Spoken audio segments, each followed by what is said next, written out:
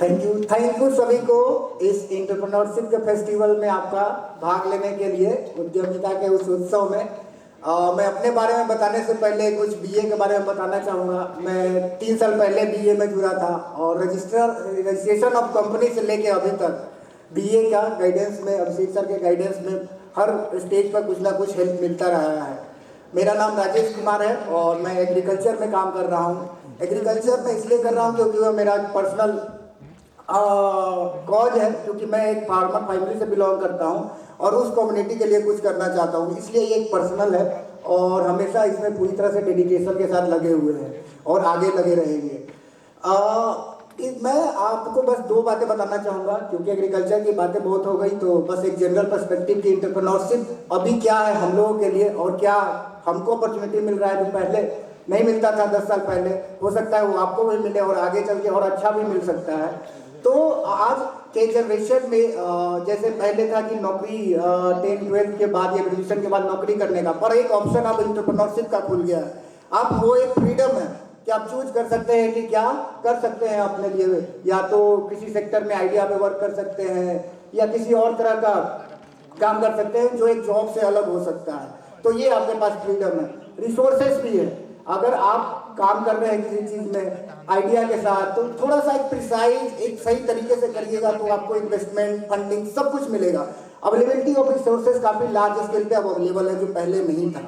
तो आपको सही तरीके से अपने आसपास कम्युनिटी बनाने की जरूरत है कि किस तरह से आगे बढ़ने का, हर एक नया स्टेज पे क्या क्या रिक्वायरमेंट होती है और कैसे आगे बढ़ेंगे, तो आप इस वे में आगे बढ़ सकते हैं ऐसे करके। थर्ड की एग्री में अपॉर्चुनिटी क्या है जो हम लोग कर रहे हैं, ये एक बहुत बड़ा लार्ज स्केल है। अभी हम लोग एज ए स्टार्टअप या जो ऑर्गेनाइज सेक्टर है वो लेस देन 2% है। जैसे कि यहाँ अंकित जी भी है, वो कर रहे हैं काम काफी लॉन्ग टर्म से, मतलब 10 सालों से अपने हाथ काम कर रही है। तो हम लोग भी 4 साल से कम रहे, तो फिर भी अभी भी बहुत लार्ज स्कोप है कि इसमें हर सीट टू मार्केट से लेके अब कोई भी सब सेक्टर में आप बड़ा बिजनेस बना सकते हैं, या तो यूनिकॉर्न या ग्लोबल बिजनेस बन सकते हैं। ये इतना लार्ज स्केल सेक्टर है और जो भी आपका सेक्टर हो, जिससे आपका ज्यादा समझ हो जिस सेक्टर में, वो सेक्टर सेलेक्ट करें, आइडिया सेलेक्ट करें, उस पर प्रिसाइज बने। जैसे मैं एग्जांपल बताता हूँ, मैं पहला पिचिंग किया था करीब 1.5 साल बाद। कई सारे लोगों ने बोला था कि ये स्टार्ट करो, पिच करो, पर क्यों? क्योंकि मुझे पता नहीं था कि पिचिंग करना है किसको, कैसे करना है। कुछ भी बोलने से कोई फंडिंग नहीं मिलता, आपको सही जगह पे पहुंचना पड़ता है, सही तरीके बताए जाते हैं कि क्यों, कैसे बिजनेस कर रहे हैं, कैसे पैसा कमा रहे हैं, प्रॉफिट है या नहीं है। तो इसके लिए आपको सर्च करना पड़ता है, रिसर्च करना पड़ता है, समझना पड़ता है, बड़े जो सक्सेस किए हैं उससे पढ़ना पड़ता है कैसे कर रहे हैं। तो ये सब तरीका है, अपने कम्युनिटी बनाइए आसपास का, क्योंकि ये एक जो एंटरप्रेन्योरशिप का लाइफ है वो ऐसा लगेगा कि आज हम आगे काफी ऊपर है, तो कल लगेगा कि कुछ नहीं है मेरे पास।